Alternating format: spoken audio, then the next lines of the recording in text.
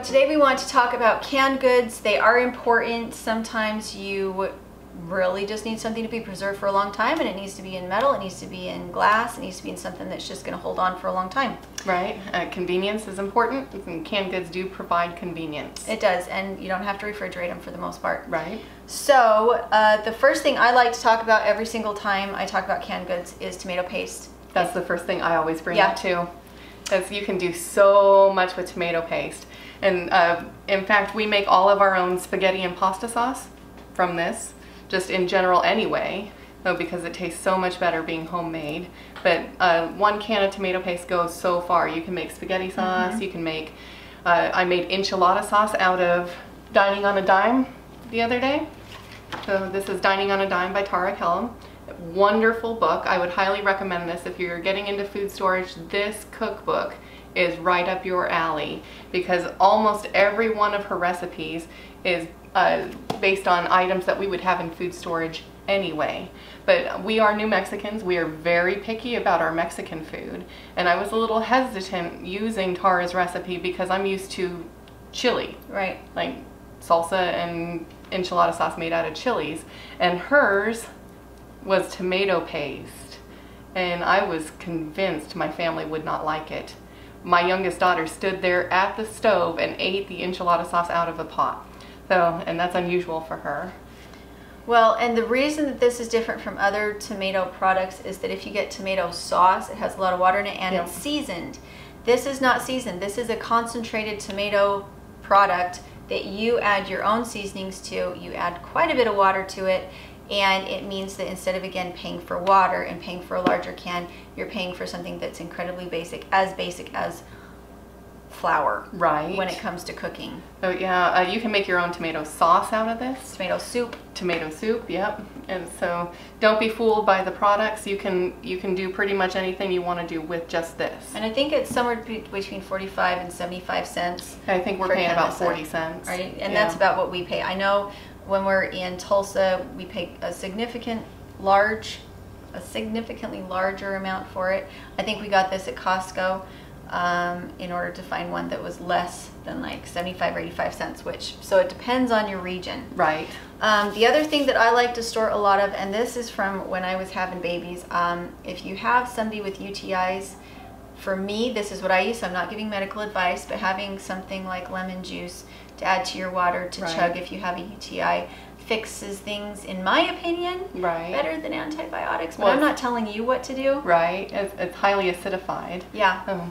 And so it cuts down on problems like that. So in an emergency situation, I always have several bottles of this on hand for daily use, and it stopped being a problem, but that's what I keep it on hand in the quantity that I do. Right. For my family loves lemonade. Yeah. And we make our own using lemon juice and sugar. Yeah, and it's super simple. My kids do the same thing, and we just use stevia. Yeah. Although my kids will go through it so quickly because they like it so strong. Yes. So I have to kind of cut them back a little bit. I watch my kids' usage too. Yeah, it's like, oh, how can you drink that? The other thing that I like, that I use, and some people are not really into raisins, but I love raisins because I can add them to oatmeal. We can add them to chia pudding, which is what we use it for. It's a good kind of replacement if you don't like to be into sugar a lot. It adds flavor, it adds texture, but some families are really not into raisins, but this is something that I store a lot. So my family won't eat raisins, but they love raisin cookies. Yeah. So, yeah.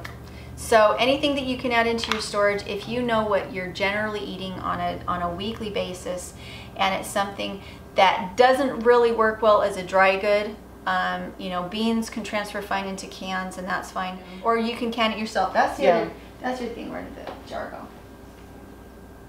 Moving it. As far as canned goods go, you can make your own canned goods. Yes. And if you're in an area that has a particular product that is prevalent and you can go out and glean and do things like that, having your canning jars and having a pressure cooker is really frugal. It is. My mom, she used to go glean in cornfields when I was a kid, and she dried it is what she did. We have potatoes in our area. You said you have apples in your area. We gleaned 100 pounds of apples this past year, and I turned a lot of it into a baked apple pie filling. Yeah. And so what it is that you're canning will make a difference in what kind of equipment you need. And you can use grandma's old canner.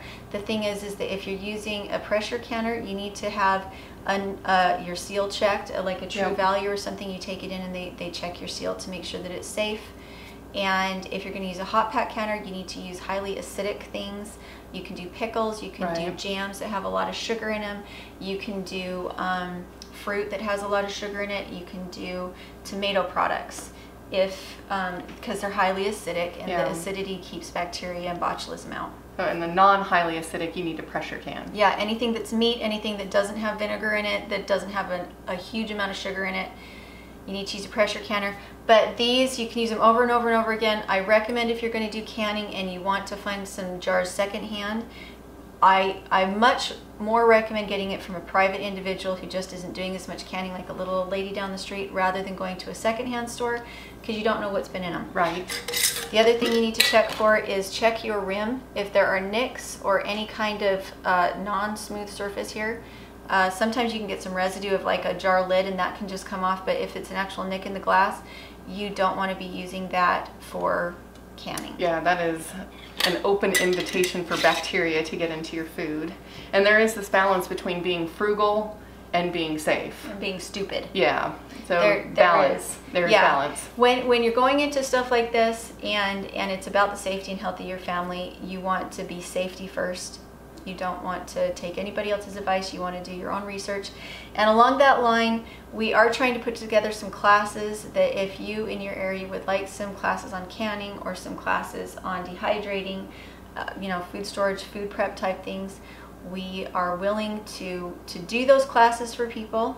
And we're trying to get some classes set up to be able to do that for those who would like to do it in a group setting. So if you're interested in that, let us know. Yeah, and let us know what topics you would be interested as far as food storage. Yeah. We had discussed cheese making. Yeah. And that's something, if you're looking at ensuring quality of life, I think cheese goes right in there. I'm a cheese eater.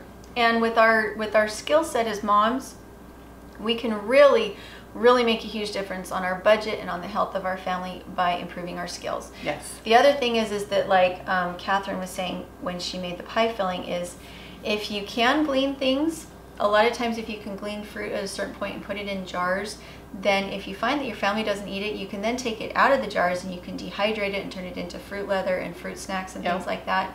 When we had too many apples to be able to get it all used, that's exactly what we did. We made it into applesauce, put it in jars, and then a year later, when I was just like, I see we're not eating this very fast, I got out my dehydrator and I turned it all into fruit leathers, and then the kids ate it really fast.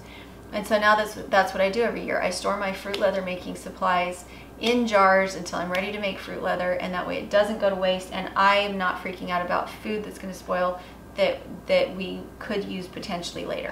I actually keep very few canned goods because our family doesn't do well with canned goods. The fact that it was cooked at high temperatures so that it could be shelf stable, it doesn't do well with my family's digestion. So the only two things that I store in any kind of bulk is mushrooms and tomato paste, but I do store a lot of vinegar. We use it for cleaning, and we use it for canning. We use it for so many different things. Us too. And we store a lot of canned green chili, and I'm trying to think what else we have in cans. It's really... Most of mine is dry goods. Yeah, us too. We've got corn and green chili, tomato paste. Just very basics, because canned goods can be very expensive. If you're going to be doing refried beans, it would take like a quarter cup of dry beans to make what you put into 1 can of refried beans. And all that is just beans and some lard and mashing it with a little bit of salt and maybe some garlic powder. You cook your beans as normal and then smush them up and fry them. And they're warmer, they have a nice texture, and so for me, we do dry goods, we don't do canned goods. Although you can can your beans if you have a convenience issue. You can actually can dry beans, and it needs to be in a pressure cooker. Yeah, most of our canned goods are stuff that we harvested from the garden, not necessarily purchased, but we brought in and preserved. I do highly recommend the Blue Ball canning book. Me too. It's very good. We'll put it in the link in the description below as well. But we do a minimal amount of that because it stores better as a dry good. I don't have to add water to it. I don't have to worry about it breaking if I'm storing it as a dried good. Right. So there is, I do store it in jars, but it's a minimal amount. And then again, if you're interested in recipes that are very basic, that don't have a lot of packaged ingredients, again, if you really like cream of mushroom soup, what you do is you do a white sauce and you put a can of mushrooms into it, and then you let it gel, and then later when it's been in the fridge for a bit and you're ready to make your whatever it is you make, your funeral potatoes or whatever it is, and you need cream of mushroom soup, you take that gelled gravy out of the fridge, and that's what you're using in your mix. I use cream of mushroom or homemade in rabbit and dumplings. Yeah. So for me, I'd much rather not go to the grocery store. I'd much rather not have the expense of the cream of mushroom. I'd rather just make it myself because, again, we don't get along well with preservatives. We don't do well with anything that's been shelf stabilized. I like knowing what's in my food. Yeah. So make sure to go check out the links below. Again, it helps our show out. And if you'd be interested in some of those classes, let us know. Check us out on Facebook Live on Saturdays. Yeah, be sure to like, share, and subscribe. Yep. Thanks for joining us, guys. Talk to you later. Bye.